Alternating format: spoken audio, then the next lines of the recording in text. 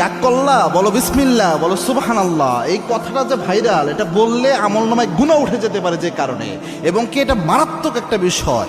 দুইটা বিষয় এখানে রয়েছে। আপনারা দেখছেন যে কিছুদিন পর পরই সোশ্যাল মিডিয়াতে একটা ট্রেন্ডিংয়ে আসে, কাঁচা বাদাম থেকে শুরু করে একটার পর একটা ওই কিরে মধু মধু এরকম জিনিস পোলাপান এটা ছড়ায়। তো এই যে একটা দেখলাম ভিডিওতে সোশ্যাল মিডিয়াতে, হাত দেখতেছে কনকের মতো, সে হাত দেখাচ্ছে আর এমন কথা বলতেছে যেটা জীবন সকলের জীবনের সাথে মিলে যেতে পারে।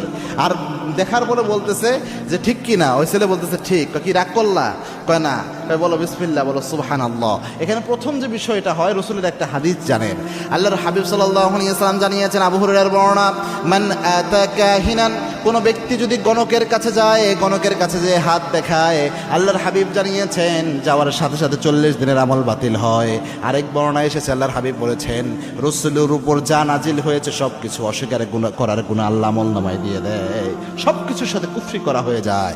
এক বর্ণনায় এসেছে 40 দিনের আমল নামাজ শেষ, আরেক বর্ণনায় এসেছে রসুলের উপর নাজিল করা যা আছে সব অস্বীকার করার মতো গুনাহ আমল নামায় উঠে যায়। এটা হচ্ছে প্রথম, ওই যে হাত দেখানোর বিষয়টা, যেহেতু এটা আমরা ভাইরাল করতেছি, এটা অনেকেই এখান থেকে উৎসাহিত হবে। এই জন্য কারো কোনো গণকের কাছে কখনো হাত দেখাবেন না, গায়েবের একমাত্র মালিক আল্লাহ। 2 নাম্বার, এখানে বিসমিল্লাহ এবং সুবহানাল্লাহ এটাকে ফান হিসেবে ব্যবহার করা হচ্ছে। এই যে আপনি যে কোনো বন্ধুর সাথে দুষ্টামি করে, একটা ফাইজলামি করে বলে কি রাগ করলা, বল বিসমিল্লাহ, বল সুবহানাল্লাহ।